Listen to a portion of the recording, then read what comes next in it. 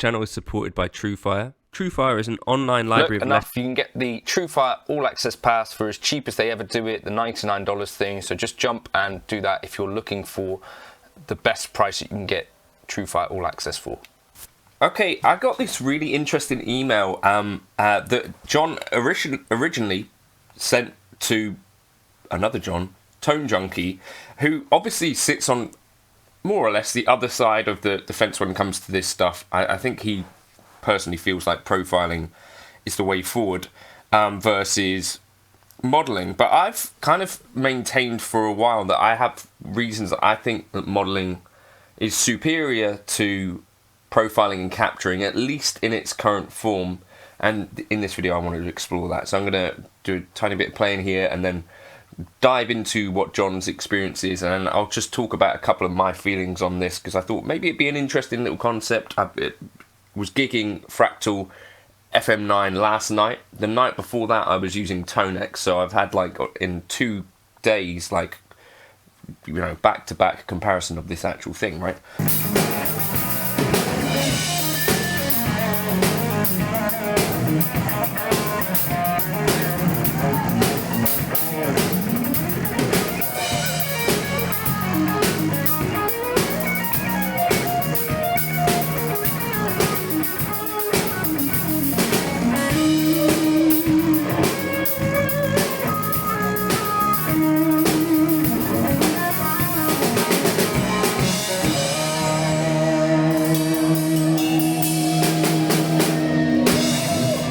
Been thinking about Kemper versus ToneMaster Pro quite a bit for the last few weeks.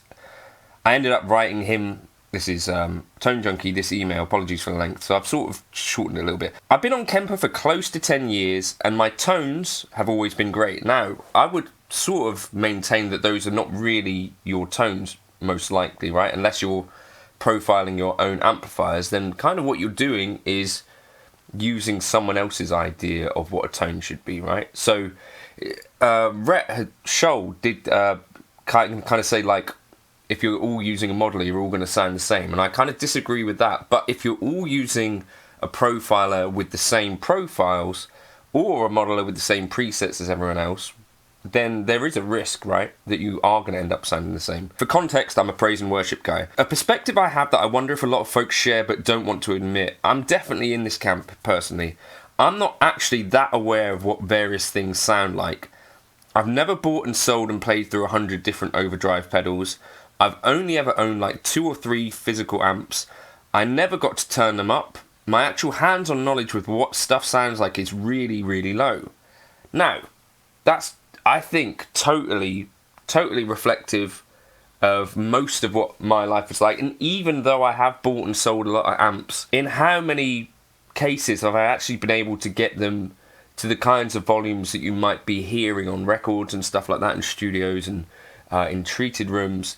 I think, to be honest with you, if you ask me what does a Vox sound like, I could kind of point you to some ideas, but do I really have like personally, I don't feel like I would necessarily easily be able to differentiate between various amplifiers. Like, even if it was like a Vox, Plexi, and Deluxe Reverb, I personally just feel like, do you know what I mean? If I heard someone else playing through that stuff, I could probably be told that it was any of those 3 and I'd be like, yep, sounds about right. So Kemper offers us this portal into, you can have it all, but in reality it's sort of just daunting.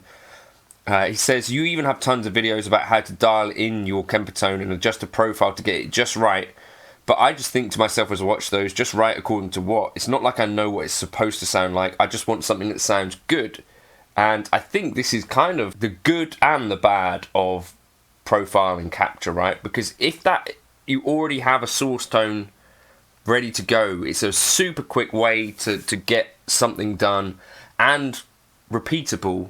And that's one of the things I think Rob Harris from Jamiroquai has gigged with my capture of the 1965 Pro Reverb. Like, you can get some magic here. Like, if you go back to one of the very early Kemper profiles, the Morgan AC20, like legendary, that still to this day I think is a absolutely fantastic sounding model. So there's loads of real benefits to this. So instead of dialing in a given profile, I just flip to one of the other 40 in the pack, or maybe just to another pack altogether, since there are about a bazillion available now. Just keep hitting next until you find a good tone, then save it, I guess. And this is, I think, one of the workflows for profiling and capture that just isn't there yet. So this is a thing I made a video probably 4 years ago, where it's kind of like, how do you actually organize these things, accepting that like an amplifier has like a fair range of tones, right? And you might need a fair amount of different tones to actually capture what an amp is capable of. Like, how do you organize these things? Say you've got a drive pedal with 3 controls on them, you know, if you've got increments of like 1 to 10, and then another 1 to 10 on the second control and 1 to 10 on the third control, to actually capture the breadth of what is available, just if those were increments of 1, let alone with decimals, you need a ton of space to chuck captures on. How do you organize that? In an ideal world, you'd organize it under a GUI that kind of just has those captures hidden below. Basically, like what Neural DSP, Line 6, Fender ToneMaster, no, does the ToneMaster do it? I think it does. But like the companies have done with the speaker cabs, so like in 2025 now, when you load up a speaker cab in a modeler, almost always those are IR based at this point in 2025. They just have a better interface so that you're not having to go through lists and lists and lists of stuff, which is still basically what it's like to choose and select your tone when you're using a Kemper or a Quad Cortex or a Nano Cortex. You've got to basically find a profile that someone captured, or, and this is where it really works quite a lot better, if you have your own amp. So like David Beebe, happy birthday Beebs, has created his own captures of like his Friedman and his deluxe reverb. He knows what it was that he wanted them to sound like at the time. In that case, it's a really pretty, if you've already got the tone that you like, it's a really great sort of thing. It's like, right, 5 minutes, chuck on the Nano Cortex, there we go, it's captured. And that is, I think, the real time saver. In terms of finding your tone out there on the sea of other people's profiles, I think is quite tricky. The point I'm trying to get to is that ToneMaster Pro, with its highly visual interface and modeler approach rather than capture, is the first unit where I actually feel like I could sit down and learn what a given thing is supposed to sound like. Sure, it has the tweak name for copyright reasons, but given the UI and the hopefully, accurate tone controls, i.e. same dials and knobs as the real pedal amp, I feel like I could sit there and really play with that pedal. Turn the knobs, learn what a Marshall sounds like, learn what happens when I turn those dials, learn about gear in an intuitive, real-world way that Kemper just can't parallel right now. And I think this is, the liquid profiling thing is maybe a step towards this hybrid approach that might be a little bit more necessary. So what Christoph basically is, you know, decided that some element of modeling really is necessary in order to get the flexibility that you could. But I don't know if this liquid profiling thing has made as big of a splash as maybe it would have needed to. I feel like Kemper, even with this Mark II, because it's still essentially the same UI and all of that sort of stuff, I think they are a little bit falling behind, frankly, personally. Playing with a touchscreen and an image of an OCD pedal, like, yeah, touchscreen is kind of fairly common across other devices now, like Hotone Ampero, ToneMaster Pro. Certainly a colour screen for 10 years has been the norm. So Kemper, in terms of like actually getting in there and experimenting with this stuff, is not as inviting. Turning drive and hearing tone changes so much more human to me, and I guess you're talking here about skeuomorphics, than using Rig Manager or the native UI on my stage. Ouch, my back. Firing up some drive effect, then turning unknown knobs that don't map to the real thing very much at all. And that is a real key thing with the Kemper. Like, there are loads of really powerful things, but, you know, these don't exist on a Vox AC15, or the things that are there just aren't there. It's just a flat profile. And I think the NAMM, Steve, he's changing some of this stuff, right, and working on new stuff. So I think there will be a big change to come on this, but it's not there yet.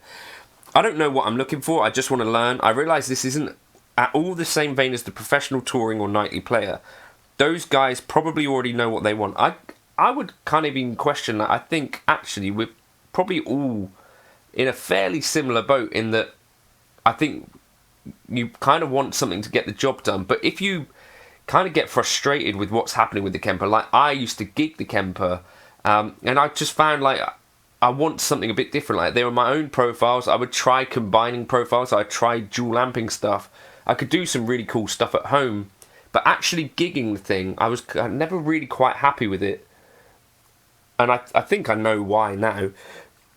They probably went to Kemper after years or decades of real gear, real amps and real stuff. I think probably there's a bunch of players like me in my mid-30s now. I never really had a chance to get out and gig amps for years and years and years. And there's a bunch of people out there that don't have loads of experience with these huge, like, real amps. But for us lesser, newer, or just greener folks wanting to learn and discover, I think the Kemper does fall short there. What is a Kemper drive? Well, it's a generic thing, right? What pedal is that from? I think they have, like, written, like, Timmy and stuff like that in the presets, if you check that. But, like, it's like an approximation, I guess. Sure, the amp definition knob is really neat, but am I now just outside of what a real amp is, etc.? The Kemper feels like a tool for people to get a tone that they already know they want. That is really the key of profile and capture, in my opinion. The ToneMaster Pro feels like the first tool that's visual and featured enough for people to actually learn the tone from the ground up. So I would say that once you've made this kind of decision, so it took me like about a year to switch from Kemper to HX Stomp. But once you start building tones from the ground up, this is what I like about this stuff. It's like it's actually a bit more of a modular approach. And the profile is somewhat fixed, and maybe it doesn't encourage loads of tweaking. And certainly the whole process of finding tones through a profiler, you know, do I buy a pack? Do I buy a few packs? Do I try the free stuff that these guys offer? Do I just try the factory presets? How do I go about building tones? So how do I build like a performance for an entire gig? Well, I've got this profile I like for clean. I've got this profile I like for solos. Oh, actually, when I tried them live, they sound too different. In modeling world, what I would do, pick my amp, pick a drive to go in front of it. For my solo tone, I just kind of boost the mids like on the amp with snapshots, like as if I was in the real world turning the knob up. Might boost the volume. I for myself personally, really like this idea that modeling, you can sort of build the tone from the ground up. And like I've done loads of videos, like look at the real manual of the amp. Most times, like Fractal, Line 6, will have the controls that correspond to the amp itself. I think you can learn a lot. I would say if you get the real amp in the room with you, it is very different to modeling in that just volume is the main thing, where it's like the volumes are so high that it's actually really difficult to actually evaluate whether the modeling stuff was close at all. If you put it through a load box, it kind of starts to all sound a bit more similar. But really, there is no experience this is actually like using the amp totally in the room. So I've bought a few amps that I really like the models of, and it's actually not quite as similar as you might think. It can be kind of a bit deceiving. You think, I'm going to love that model, like I'm going to love the sound of a Dumble in real life, or like a Dumble clone, and then you try it and you're like, actually this is way more difficult to play, like this volume is too much. Whereas modeling or profiling, what that really does is kind of take volume out of the equation, because it's bringing these great tones to usable volumes.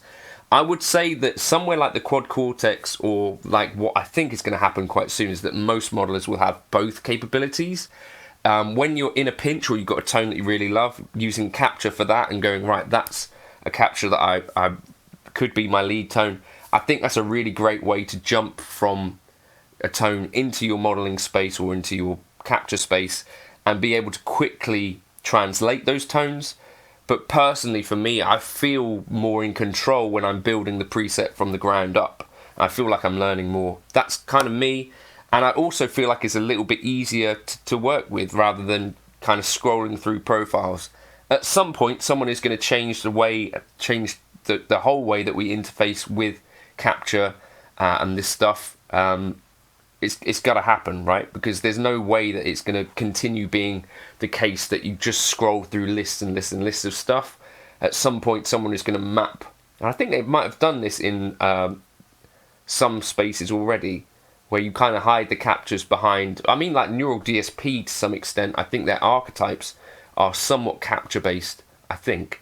But yeah, sticking a more pretty UI onto that Kemper, onto that quad cortex capture thing, I think is going to be the way forward, probably. But also the use of like Tina, the robot, and AI and stuff like that might make it so that you've got these captures of the entire amp with controls moving, which we're still not really there yet, but at some point we will be. And then I think you'll be in a state where you can actually learn a bit more from a profiler than a modeler. Let me know your thoughts on that. Do you prefer one or the other? I think if you're a tweaker, the modeling space is a really, really great space to be. If you're someone who wants to play and not worry about it too much and just think, look, I just want to play this thing, I've got a couple of captures that work for me, absolutely, I think capture profiling is a great place to be. They all, across the board now, have a great suite of effects, drives and stuff like that, and so you can be totally cool in either camp. But it's just for me, I think there is this element where I feel like I'm more in control of the tone. Where, yeah, like on Friday I was gigging with a Studio Rats profile of Dumble or Amplified Nation, and it's kind of like, you know, this is good, but I don't think it's exactly how I would dial it in. Does the lead tone feel as comfortable to play?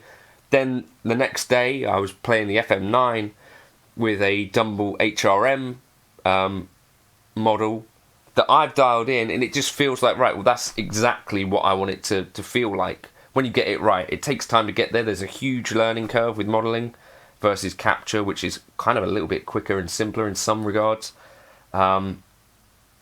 Certainly if you're just scrolling through and picking someone else's, but if you're capturing and profiling yourself, again, you can just do that fairly quickly. Anyway, that's a lot of thoughts for a Sunday. I'll catch you in another video soon. Let me know in the comments whether you've tried this modeling stuff and you just decided, actually, Kemper's the one for me. You know, if it's good enough for Mark Knopfler, then who are we to say? Cheers for stopping by.